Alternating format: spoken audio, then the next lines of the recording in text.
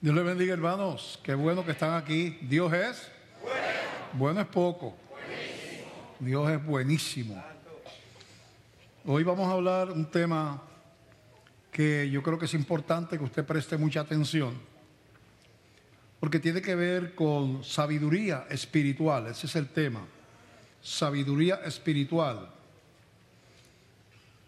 que a veces requiere eso, reinterpretar nuestros conceptos a la luz de las Escrituras y acomodarlos a los pensamientos de Dios.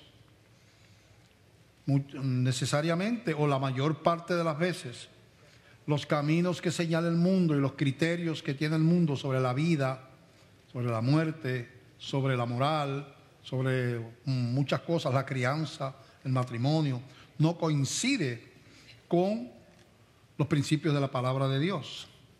Así que cuando uno decide, responde al llamado de Dios a ser cristiano, está respondiendo dos cosas. Está respondiendo al llamado al arrepentimiento, porque somos pecadores todos, y a la entrega del corazón a Jesucristo como Salvador. Pero también está respondiendo a la relación con Dios, que implica señorío de parte de Dios, de Cristo, hacia uno. Señorío de Él y su palabra, ¿verdad? Así es que muchas veces uno hace una transacción. Por eso cuando hacemos los llamados, y lo estamos diciendo desde ahora, una transacción donde uno lo que está decidiendo es estrictamente que no quiere ir al infierno. ¿Ve? Es una manera de ver, ¿verdad? Uno no quiere ir al infierno. Uno escucha que no tener a Cristo, no entregarle el corazón a Cristo implica eso, y uno no quiere eso. Entonces uno dice, bueno, pues yo respondo al llamado, lo cual está muy bien y es un requisito y es la verdad, ¿verdad? Que es el camino a la gloria, a la eternidad es con Cristo.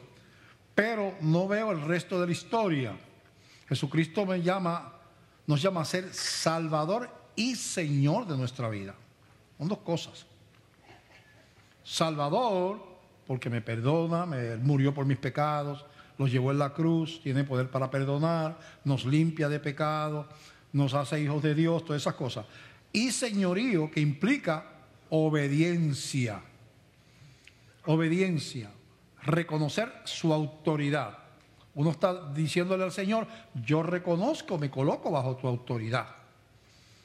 Yo te recibo como Señor, y a la vez está diciendo, al decir Señor, la palabra en la cual está escrito eso, que viene del griego, esa palabra, implica lo que tenía esclavos, amo, dueño. No es, aclaro esto, no es Señor en el sentido que uno dice el señor Rodríguez, el señor Pérez, ¿verdad? Es un título de señor que quiere decir un hombre, un varón cualquiera. Señor Rodríguez, el señor Pérez. Cuando decimos el Señor Jesucristo, no estamos diciendo lo mismo cuando decimos el señor Rodríguez. Estamos diciendo el amo, el dueño Jesús, el que manda. Y hay que entender el concepto completo, porque tenemos que ser espiritualmente inteligentes, porque si no nos metemos en problemas y nuestra vida entra en crisis y en caos muchas veces, ¿verdad? Vamos a leer en Efesios capítulo 5, del verso 13 al 17, nos ponemos de pie para leer la Escritura, y dice así, dice, mas todas las cosas, cuando son puestas en evidencia por la luz, son hechas manifiestas, porque la luz es lo que manifiesta todo. Por lo cual dice, despiértate tú que duermes, y levántate de los muertos, y te alumbrará Cristo. Mirad pues con diligencia cómo andéis, no como necios, sino como sabios, aprovechando bien el tiempo, porque los días son malos. Por tanto, no seáis insensatos, sino entendidos de cuál sea la voluntad del Señor. Padre, te damos gracias por esta palabra.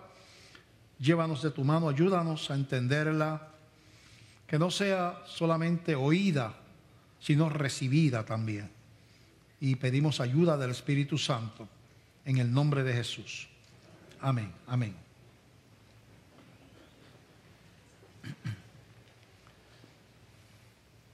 La Biblia le llama necedad o insensatez.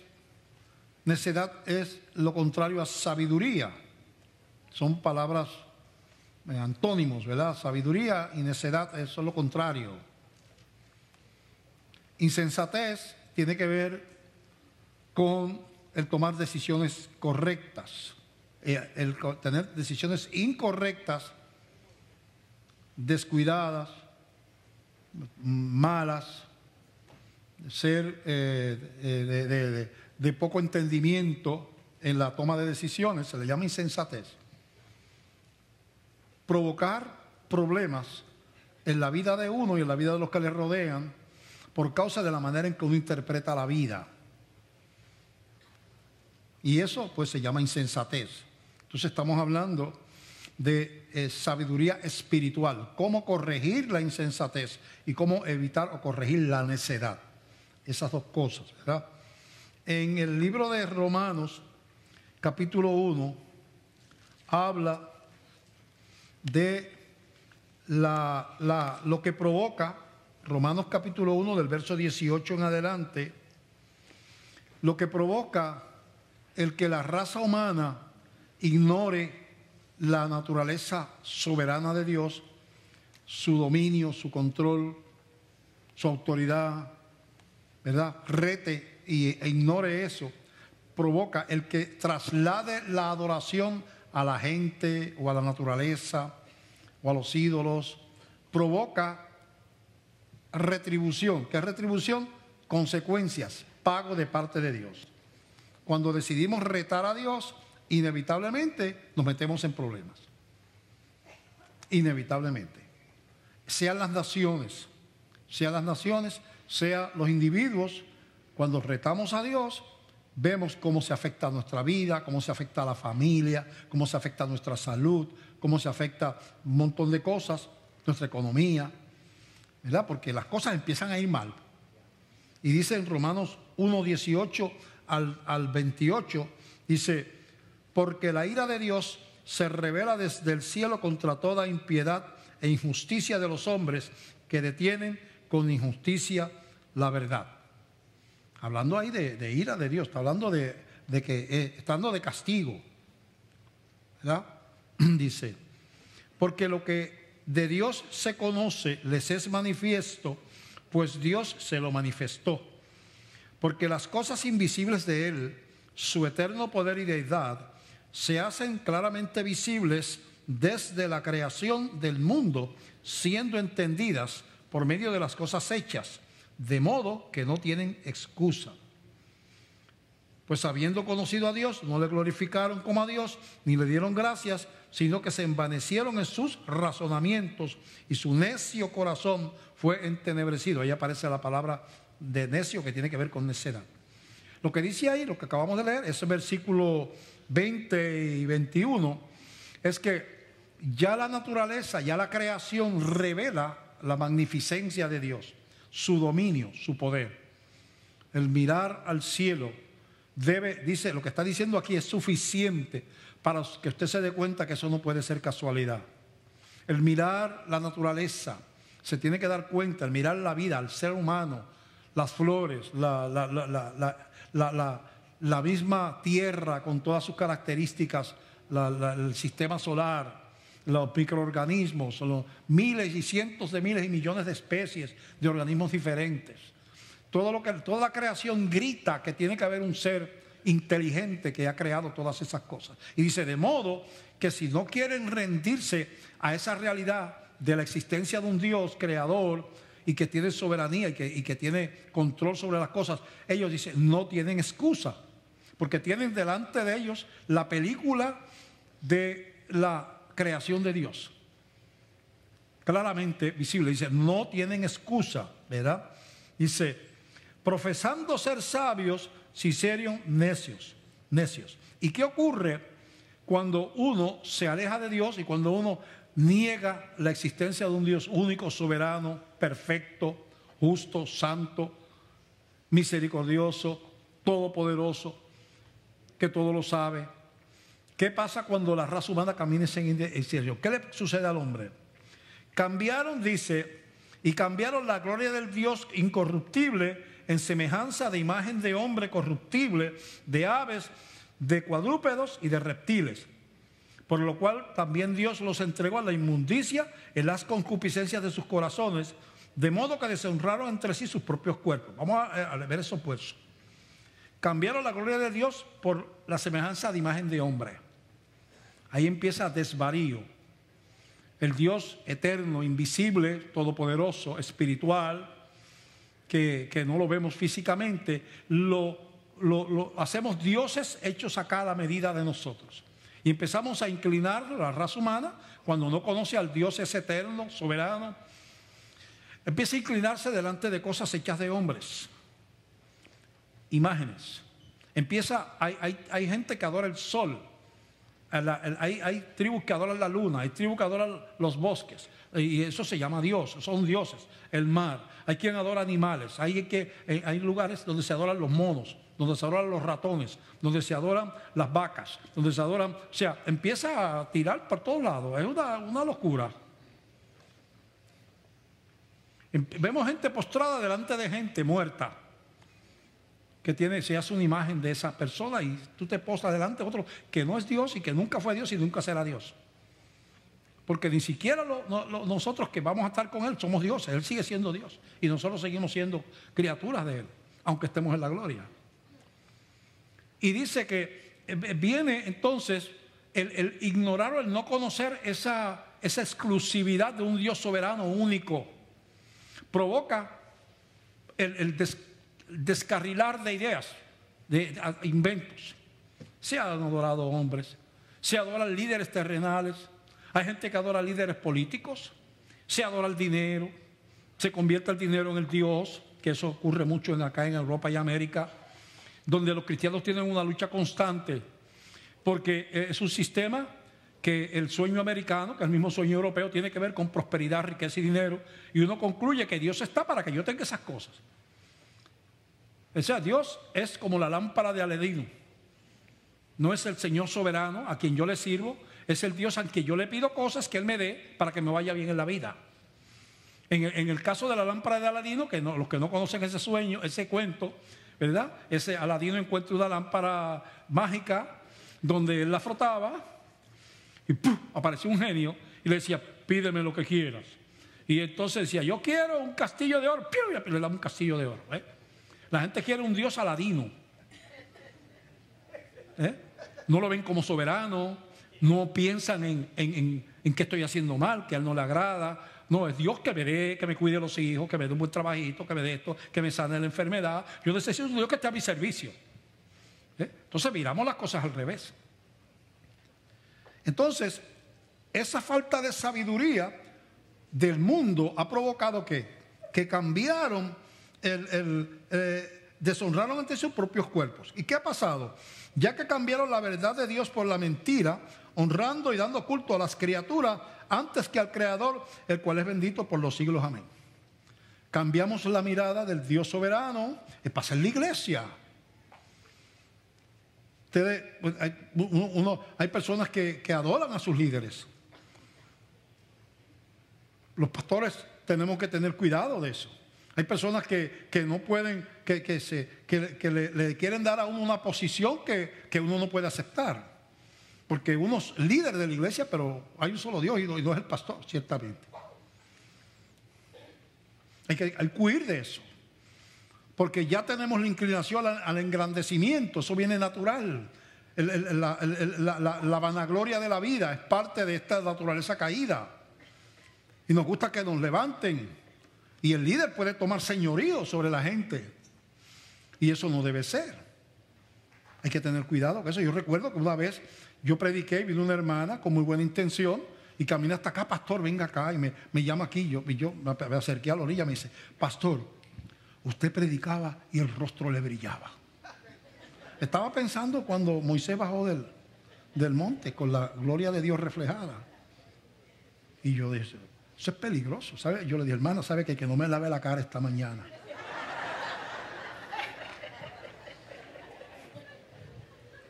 Por eso es que me brilla el rostro, porque no me lave la cara.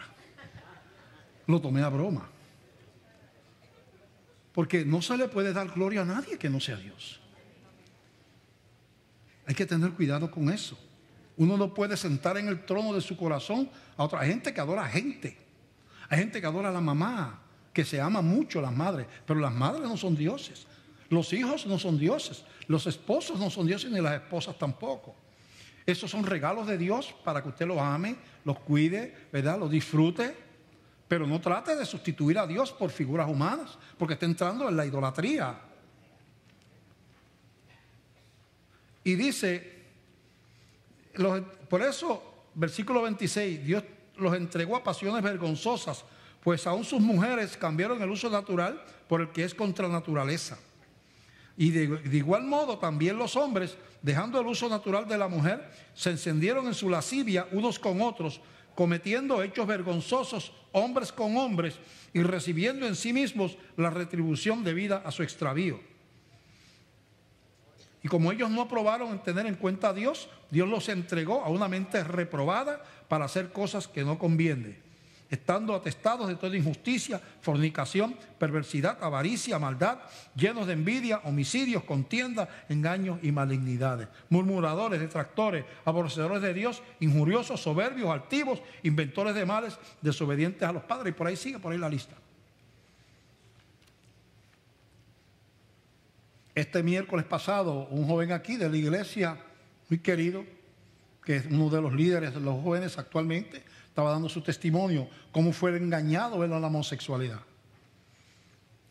Circunstancias de su vida, hogares disfuncionales, la figura de padre alterada, eso, muchas cosas, una madre dominante, un padre ausente o padre pasivo, montones de cosas, y crean unas confusiones horribles en las personas. Y las personas no se dan cuenta de lo que está pasando. Y caminan en dirección, y él decía, yo creía que yo, ahora yo me doy cuenta que eso es una mentira. Yo soy un varón. Yo no soy una mujer. Yo soy un varón. Pero yo fui seducido al homosexualismo, ¿verdad? Y es un líder aquí en la iglesia actualmente, porque Dios saca a uno de lo que si yo era un alcohólico y soy pastor ahora. O sea, no hay problema lo que tú hayas sido. Yo era un alcohólico, hermanos. Y soy pastor. Así es que el que esté en Cristo nueva criatura es. Pero la Biblia está tratando de explicar cómo el tener conceptos equivocados y ver las cosas y no ver a Dios como Dios es, nos va alejando y nos va llevando a extremos de maldad. Hay que tener cuidado con eso. Hay que reconocer y conocer a Dios como soberano y Señor.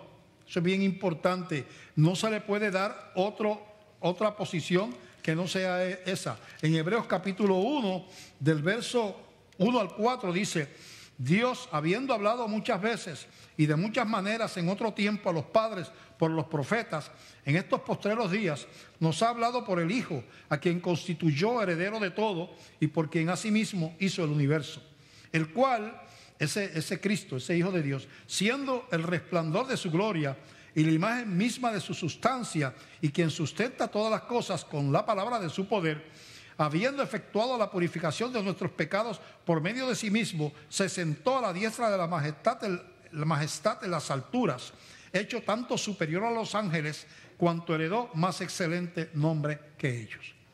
Está hablando de Jesucristo lleno de gloria, soberano, con la misma sustancia de Dios. Dice aquí, la imagen misma de su sustancia. Está hablando de la misma naturaleza divina. Ese es el Señor nuestro. La figura del Cristo colgando en una cruz que es histórica, ciertamente pasó, donde Él estaba en ese momento sufriendo la ofensa, la humillación, el castigo de aquella sociedad maligna, de aquellos líderes religiosos del Imperio Romano, de la raza humana, que permitió golpes y clavos y insultos y bofetadas y latigazos y todas esas cosas.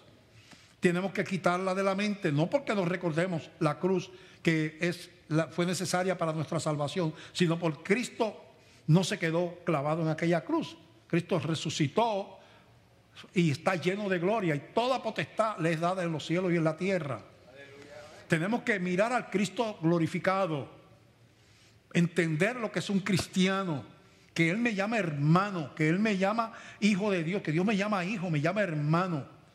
Que yo tengo una naturaleza nueva, yo no tengo que morirme, yo soy tan redimido ahora como lo voy a hacer después de muerto. No es que la salvación mía va a ser cuando yo me muera. El que se convierta a Cristo en ese momento es hecho hijo de Dios. Entonces eso implica una vida, un entendimiento diferente de la vida, sabiduría espiritual.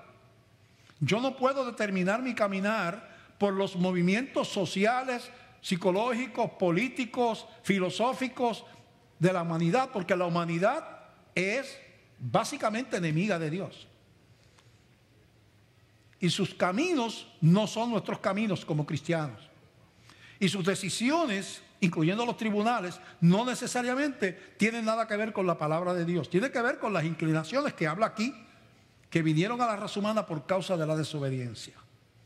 Y hay que entonces tener sabiduría espiritual, sabiduría. En Hebreos 2, del 6 al 11, dice: pero alguien testificó en cierto lugar diciendo, ¿qué es el hombre para que te acuerdes de él?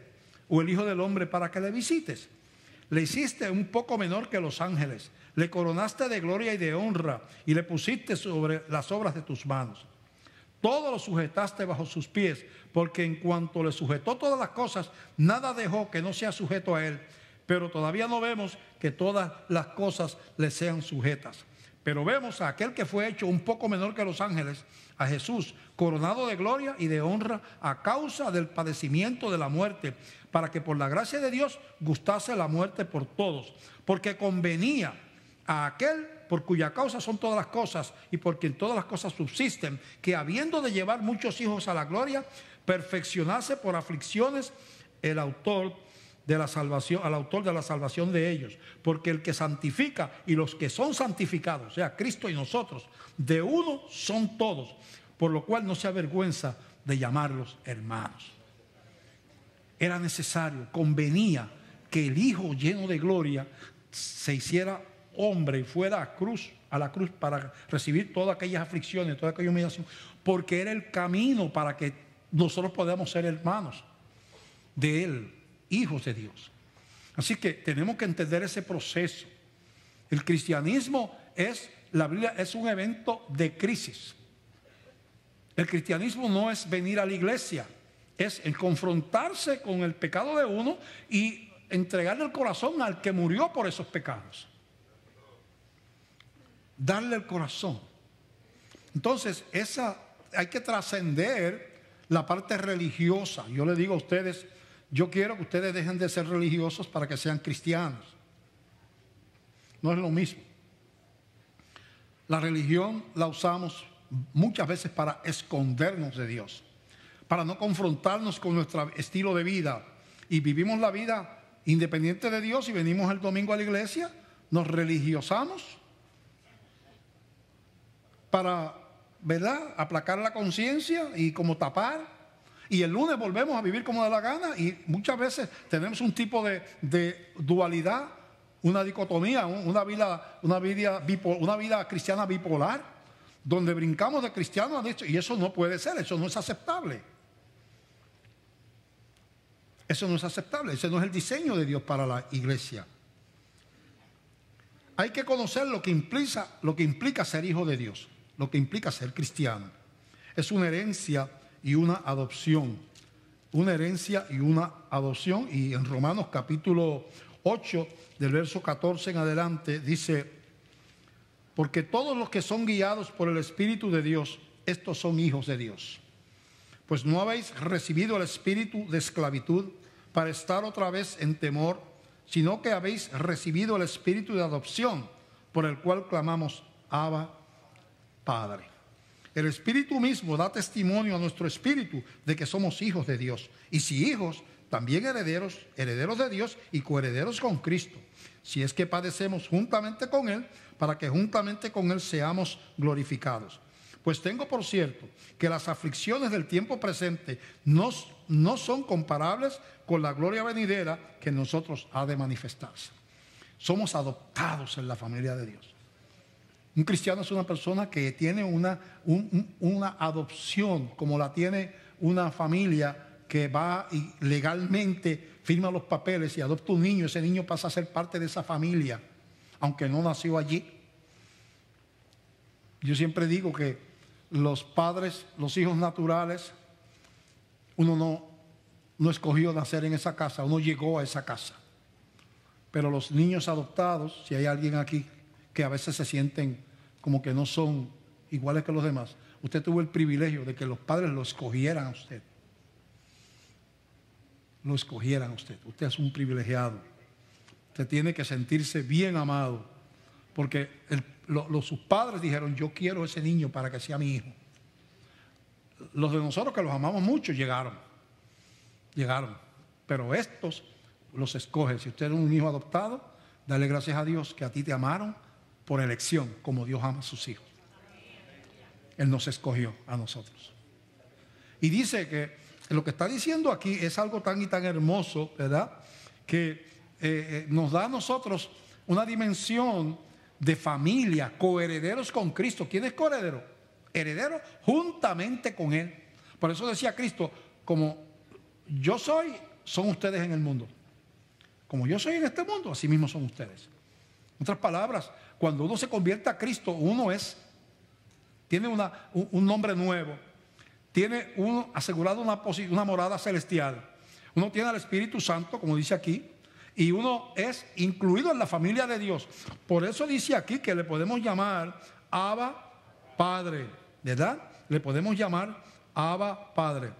Así que usted sabe lo que es palabra Abba. La palabra Abba es la palabra que usaban los niños hebreos para su papá. De papito, en español sería papito, papá, papacito, papito. La palabra de cariño. Y dice que los cristianos, ahora al Dios Todopoderoso, Creador de los cielos y la tierra, podemos decir Abba Padre, papito, papacito. ¿Por qué? Porque por amor Dios nos sacó de que no teníamos salvación, no teníamos esperanza, y nos hizo miembros de su familia. Eso es hermoso. Pero y la sabiduría espiritual de entender lo que eso implica. ¿Qué implica eso? ¿Qué implica? ¿Cómo Dios nos ve a nosotros? ¿Cómo nos vemos nosotros como cristianos? Eso es bien importante, eso es sabiduría espiritual. Tenemos que conocer quiénes somos nosotros como parte del reino. ¿Quién dice la palabra de Dios que somos nosotros? Y en Primera de Pedro, capítulo 2, verso 9 al 10, dice, mira lo que dice el Señor a través de Pedro, de ti y de mí. Mas vosotros, diga usted, nosotros, porque vosotros somos nosotros, ¿verdad? Sois linaje escogido. Un linaje, eso suena como a realeza. Linaje escogido. Quiere decir que entre las millones de personas del mundo, Dios escoge. Escogido es que fue Dios el que te escogió a ti. Linaje escogido, una estirpe especial. Linaje escogido. Real sacerdocio. Dice que somos real sacerdocio. Digo, yo soy real. Diga usted, soy rey. Si es mujer, diga, soy reina. Porque un real sacerdocio de Cristo, es sacerdocio real. Usted es real sacerdocio. La palabra real implica de rey. Real sacerdocio, nación santa. Dice que santa quiere decir ahí separado. Separado, parecido a escogido. Tiene que ver con una nación separada para un propósito, con un propósito. ¿Cuál es el propósito? Ser instrumentos de Dios en la tierra, testigos de Dios ante el mundo, mensajeros de unas buenas noticias, testimonio de un Dios poderoso y santo. Eso es ser una nación que ha sido separada, real sacerdocio, nación santa, pueblo adquirido por Dios. Adquirido tiene que ver como comprado. ¿Cuál fue el precio? La sangre de Jesús. Fuimos comprados por precio, dice la Biblia en otro lugar. ¿Por qué? Porque alguien dio la vida por usted y por mí. Alguien pagó. No salió gratis. Es gratis la salvación, pero no salió gratis. Costó la vida y el sufrimiento de Jesús. Y sin embargo, nos las da gratuitamente cuando creemos y le entregamos el corazón. No tenemos que subirnos a la cruz y que nos maten allí, porque ya Él lo hizo. Se recibe la salvación. Pero dice aquí que somos pueblo adquirido por Dios, quiere decir comprado. ¿Para qué? ¿Para qué Dios nos da esos títulos de linaje escogido, real sacerdocio, nación santa, pueblo adquirido por Dios? Para que anunciéis las virtudes de aquel que os llamó de las tinieblas a su luz admirable. Así que yo soy un instrumento, un testigo al mundo, un mensajero, un enviado, un embajador, a nombre de otro. Yo voy a nombre del Rey. Un sacerdote es uno que intercede a favor de otro. Real sacerdocio. Yo soy un sacerdote real. Yo intercedo por aquellos que no conocen al Señor. Yo soy un instrumento para que otros conozcan lo que yo conocí. Entonces, vosotros que en otro tiempo no erais pueblos,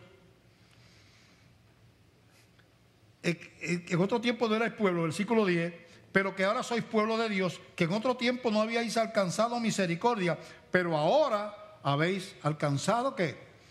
Misericordia. No éramos pueblo de Dios. No merecíamos ser pueblo de Dios. No tenemos méritos para ser pueblo de Dios. Es pura gracia. Pura gracia. Todos somos pecadores. Nadie puede pagar ese favor, diciendo, mira, yo me voy a ganar la salvación haciendo buenas obras. No necesito a Cristo. Voy a ayudar a los pobres. Voy a ayudar a los que están en necesidad. Voy a cuidar enfermos. Voy a yo no sé qué. Voy a ser una buena madre, un buen padre. Voy a ser un buen ciudadano. ¿Y qué? ¿Y qué pasó después de todo eso? Sigue estando perdido. Porque tú no puedes sustituir a Cristo por buenas obras. Dice la Biblia que la salvación es por gracia, por medio de la fe, no por obras, para que nadie se jacte. Tú te podrías jactar. Si tú te pudieras salvar siendo bueno, tú dirías, yo no soy como los demás hombres, porque los demás hombres hicieron morir a Cristo, porque eran pecadores. Aquello fue un abuso del Padre. Para mí, yo no necesitaba esa muerte, porque yo soy bueno. Así que aquello, Padre, tú eres un abusador, porque bastante que sufrió Cristo por tu culpa. Yo no necesitaba esa muerte, yo me salvaba yo siendo bueno. Y eso es un insulto. Además de que es una tontería, porque tú también eres pecador, aunque sea la madre ejemplar del año, sigues siendo pecadora. Todos somos pecadores. Entonces, hay que entender eso, somos instrumentos de Dios para que anunciemos las virtudes del que nos llamó de las tinieblas a salud. Tenemos que tener ese entendimiento, porque cuando tú estás en la oficina, en el colegio, en la universidad, donde estás en el vecindario, en la familia, donde quiera que sea, tú tienes que tener conciencia de que tú eres un enviado de Dios, si eres cristiano, te guste o no te guste. Y las cosas se pueden hacer mal. Hay una misión para un padre definida en la Biblia y para una madre, pero hay padres malísimos, maltratadores, padres que desechan a los hijos, madres que han hecho lo mismo. O sea, Tú puedes ser un cristiano que no entiendes tu misión y tú estás avergonzando a la iglesia por ahí por todas partes. Yo sí a la iglesia, sí, allá estoy, me acosté con aquella, por allá cogí, me emborraché por allá y por allí hice lo otro, grité en el barrio una pelea con la mujer que todo el mundo dice, oye, que esas son la gente que va a la iglesia. Ay, muchachos, ¿qué? Y yo tiro todo lo que se supone que es un cristiano, de ser testigo a las naciones, un enviado, lo tiro por el piso porque no tengo entendimiento. Sabiduría. Estoy dando duro hoy. ¿Está bueno? Bueno.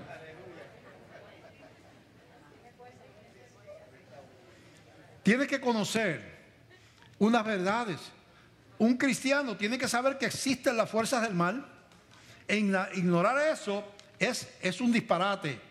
O sea, usted pensar que acechando su hogar, sus hijos, su familia, su matrimonio, su iglesia, no hay unas huestes espirituales, cuando la Biblia te lo repite una y otra vez, porque tú no los ves, tú no te des cuenta cómo vienen los pensamientos y las tentaciones que tú piensas que son tuyos, pero que son flechas, dardos de fuego que el enemigo manda a tu mente. Cómo te están robando al hijo, allá los amigos, ofreciéndole cosas. Como la gente en la universidad le está tratando de hacer tus hijos ateos igual que ellos. Muchos que están allí que no creen en nada. Están tratando de robarle porque tienen muchos títulos académicos y tu hijo puede admirarlos a ellos por su mucha preparación. Pueden convertirse en discípulos de los enemigos de Dios. Y si tú no te das cuenta, ¿cuántas personas caen en esas cosas? ¿Cuánta gente está siendo dominada por las tendencias del estilo de vida del mundo, de la televisión, de los artistas, de la gente que no conoce al Señor? ¿Cuánta gente en las iglesias camina, viste, hace y todo lo que hacen los artistas y la gente de la calle? Y entonces tú dices, ¿y dónde está eso de ser un hijo de Dios, testimonio a las naciones, luz en el mundo? Ser testigo. ¿Dónde está? ¿Por qué la palabra pone eso ahí?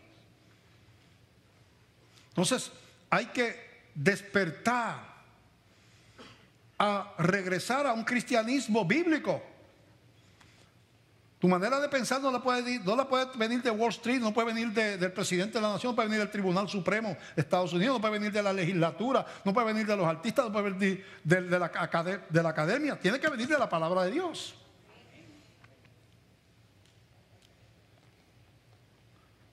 Porque el mundo conspira contra la verdad de Dios. Esa es una gran verdad. En Efesios 6, del 10 en adelante, habla de esa realidad de las fuerzas del mal contra nosotros. Dice en muchos lugares de la Biblia, pero vamos a usar estos versos. Por lo demás, hermanos míos, fortaleceos en el Señor y en el poder de su fuerza. Vestíos de toda la armadura de Dios para que podáis estar firmes contra las acechanzas del diablo. Porque no tenemos lucha contra sangre y carne, sino contra principados, contra potestades, contra los gobernadores de las tinieblas de este siglo, contra huestes espirituales de maldad en las regiones celestes. Por tanto, tomad toda la armadura de Dios para que podáis resistir en el día malo y habiendo acabado todo, estar firmes. ¿Tú ignoras una asistencia de los demonios que rondan y de las potestades que rondan a las iglesias, tratando de introducir doctrinas, y lo están logrando en gran medida, y la gente no se da cuenta de eso? Nadie ve, muy poca gente ve el peligro de decretar en las iglesias. Muy poca gente lo ve en este tiempo. Todo el mundo está decretando por ahí, declarando. Muy poca gente lo ve, no van a la Biblia. Porque Satanás fue destituido, expulsado del cielo, porque quiso ser Dios. Y quiso sentarse en los lugares altísimos y ser semejante al Altísimo, dijo Satanás. Y fue expulsado con los demonios de allí. Él era un ángel. Fue expulsado. ¿Qué introduce Satanás en la raza humana a Eva y después a Adán? Serás como Dios. Otra vez lo mismo, el corazón de él, serás como Dios, conociendo el bien y el mal. Entonces, ¿qué introduce Satanás en la iglesia de hoy? Tú ahora eres Dios, con tu boca tú creas. Es un engaño satánico. Y yo declaro esto y yo decreto algo y lo otro como si la gente fueran dioses. Es una ofensa, es una blasfemia. Pero parece que es tremenda fe. Ya tú no pides, ahora tú eres Dios y decretas, lo cual es una mentira, y las cosas que dicen no pasan el 90% de las veces. ¿Cómo llega a pasar eso? Algún líder dice no, porque hay la palabra logos, que es la palabra escrita, y la palabra rema, que es la palabra declarada. Y entonces la fe implica que tú tienes que confesar las cosas. Entonces, una vez tú tienes un concepto que tú la creas en tu mente, tú las dices con tu boca y las cosas ocurren porque tú las creíste, las pensaste y las declaraste. Eso se llama la doctrina de los pequeños dioses. Y es una blasfemia. Jesús nos enseñó a orar diciendo: Señor, hágase tu voluntad. Jesús. Así como en el cielo, también acá en la tierra. Y así por el estilo. Está llena la iglesia, está llena de doctrinas raras. Doctrinas raras. Llega el momento de algunas personas declarar al líder que él es Jesucristo. ¿Te acuerdas que había uno por ahí que murió destruido y enfermo? Nada de lo que dijo se cumplió. Pero todavía hay gente que lo sigue. Después de muerto, ahora siguen a la mujer, que es Crista.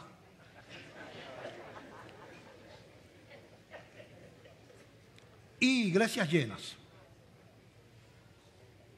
Porque la mentira, hay poder en el diablo para seducir a tus hijos, para romper tu matrimonio, para que te guste más la mujer de la calle que la tuya, o el hombre de la calle más que el tuyo, para que tú te expongas a coqueteos y cosas que te van a llevar a la tentación y tú no resistas como cristiano y te alejes y huyas. Porque eso no es lo que hacen los artistas, eso no es lo que hacen la gente del espectáculo, eso no es lo que hacen. Digo, hay gente decente en todas partes, ¿verdad? Eso no es lo que está pasando en la sociedad, eso no es lo que tú ves en la universidad en tus compañeros. Ellos no dejan, muchos de ellos, de fumarse el cigarrillito de marihuana, porque eso es compartir. No dejan de tener la experiencia sexual, porque eso es lo que está en la moda, lo que está haciendo todo el mundo. No nos casamos, nos vamos a vivir juntos y después decidimos, si no, dejo ese y me busco otro. Entonces, cuando vienes a ver quién lleva la batuta de tu vida, los inmorales, los corruptos, los que no aman al Señor, los que no tienen fe, los que no respetan la palabra, son los que tienen control de cómo tú vives. Entonces vienen los juicios. Casi nadie quiere decir que en Puerto Rico las cosas han cambiado en los últimos 20 o 30 años. Y han empezado a aprobar leyes anticristianas que tienen que ver con los vicios, los juegos, la inmoralidad, el aborto, todas esas cosas que han pasado aquí en Estados Unidos. Y hemos visto como el país ha empezado a decaer en la moral, en las costumbres, la familia se desintegra, la economía se va a ajuste. Viene un huracán que no sabe si viene de parte de Dios. Y viene porque hay una retribución. Y va a venir peor. La nación americana, yo le dije a ustedes que está en fila para un juicio terrible. Porque nadie puede matar 10 o 15 millones de niños antes de nacer y que le salga gratis el asunto. Viene terrible. Ya ustedes oirán hablar de California con el The Great One, el grande, donde está enclavadas las ciudades en medio de las fallas que Dios ha aguantado ahí. Ya quizás ahora van a hablar de Yellowstone, uno de los volcanes más grandes del mundo. Kilómetros y kilómetros de volcán allá abajo, durmiendo, botando agua caliente, pero allá en cualquier momento puede explotar, que lo ha hecho en la historia antes. Y 3 o 4 estados quedan bajo las cenizas, no se sabe. Yo no soy Dios, yo no estoy profetizando que eso va a pasar mañana ni pasado. Pero yo estoy diciendo que vivir retando a Dios trae consecuencias. Lo dice la Biblia, la historia lo prueba.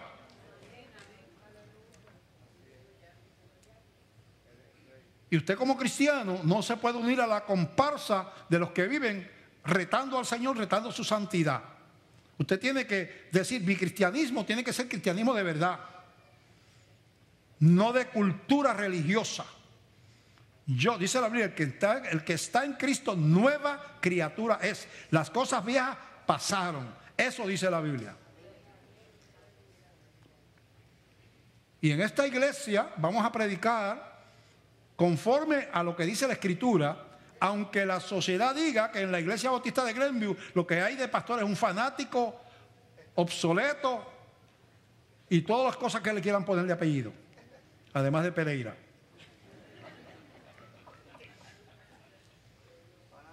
Eso no hay problema conmigo. Malo que me digan, me gusta ese pastor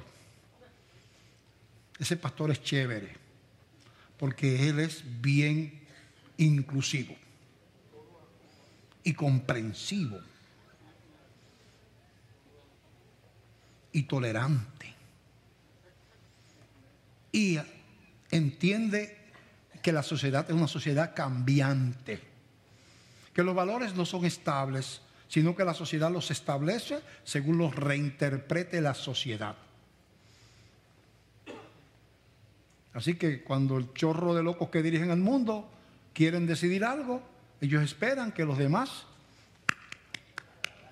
es que tiene 2 doctorados, aquel lo dijo, y aquel otro es de por allá, y aquel otro es un artista famoso, y el otro por allá tiene control de los periódicos y de la televisión y de esto y lo otro, y ellos dicen esto y esto y esto. Ah, bueno, si esa gente lo dice y mi profesor lo dice, debe ser que eso tiene que ser verdad, que tiene que estar mal es el pastor. Y usted cae en la trampita que le pone Satanás y termina pensando como los impíos, cosechando para usted y para su familia juicio. Fuerte, pero es así. Fuerte, pero es así. Satanás usa al mundo para apartarnos de la voluntad de Dios. En Efesios 2, del 1 al 7, lo leímos ya eso todavía. Y Él os dio vida, Efesios 2, 1, y Él os dio vida a vosotros cuando estabais muertos en vuestros delitos y pecados. ¿Quién nos dio vida? Cristo. ¿Cómo estábamos muertos? Todos nosotros. En los cuales anduvisteis en otro tiempo, siguiendo la corriente de este mundo. Está hablando de un pasado que vivíamos, ¿verdad? Cuando estábamos muertos y seguíamos la corriente de este mundo. Quiere decir que se supone que ahora no sigamos la corriente de este mundo. Conforme al príncipe de la potestad del aire. ¿Quién es el príncipe de la potestad del aire? Satanás. Se supone, como lo está dando, como ustedes vivíais así, quiere decir que ahora se supone que no estamos bajo la corriente de este mundo, conforme, de acuerdo a la potestad de Satanás, ¿verdad? El espíritu que ahora opera en los hijos de desobediencia, está operando en el mundo, pero no en los cristianos, se supone, en los hijos de desobediencia, en los que no son de Dios, en los cuales, entre los cuales también todos nosotros vivimos en otro tiempo, en los deseos de nuestra carne, haciendo la voluntad de la carne y de los pensamientos. Así era que vivíamos. Se supone que así era que vivíamos. Y éramos pasado, y éramos por naturaleza hijos de ira, dignos de condenación, quiere decir eso. Éramos por naturaleza como pecadores, dignos de condenación, lo mismo que los demás, igual que todo el mundo.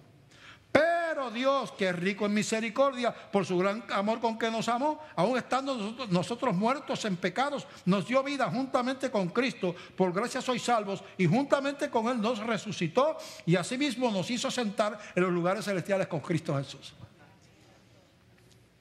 Quiere decir, aquello terminó y Él te sacó de allá y te sentó con Él en lugares celestiales. Un cristiano nacido de nuevo, convertido, tiene una posición allí en la gloria como hijo. Entonces, tiene que aprender sabiduría espiritual, que es vivir conforme a lo que yo soy, no a lo que yo era. Hay que entender esto. Es sencillo, pero requiere confrontación con uno mismo. Que es como se crece. Es no teniéndose uno pena, sino confrontando su vida con la palabra de Dios. Así es que se crece. Tú has llegado a este lugar, yo sé que la palabra hoy ha sido confrontativa. Así es la palabra de Dios, bien predicada. Pero si tú has llegado a este lugar y todavía no has entregado tu vida a Cristo, tu vida puede cambiar. Tú te vas sentado en lugares celestiales con Cristo. Dios te ayuda en tu debilidad. Se le confiesan los pecados y si se hace de corazón, Él nos perdona. Nos enseña. Cuando uno es humilde, crece. Uno dice, Señor, esto que hago no está bien, ayúdame. Los humildes crecen, los soberbios se estancan.